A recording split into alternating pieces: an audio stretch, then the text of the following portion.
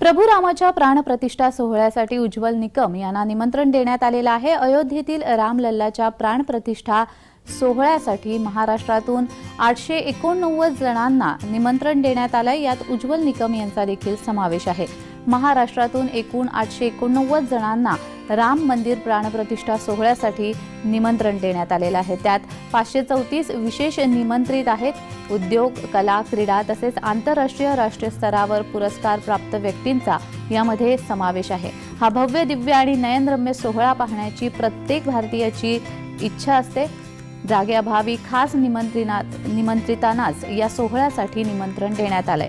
देशभरातील दिग्गज मंडळी तसेच संत महंतांना या सोहळ्यासाठी निमंत्रण देण्यात आलंय।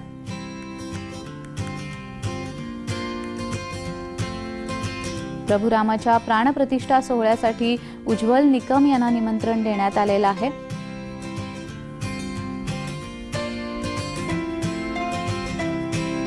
प्रभू रामाची प्राणप्रतिष्ठा ही सर्वांनाच पाहावीशी वाटते, मात्र जागेअभावी काही मोजक्याच व्यक्तींना हे निमंत्रण देण्यात आलंय। पैकी उज्ज्वल निकम यांना देखील निमंत्रण देण्यात आलंय। संपूर्ण देशाचं लक्ष ज्या श्रीरामांच्या प्राणप्रतिष्ठा अयोध्याला 22 जूनला संपन्न होत आहे, या कार्यक्रमाला मला निश्चित निमंत्रण मिळालं आहे आणि मला निश्चित या कार्यक्रमात सहभागी व्हायला आवडेल।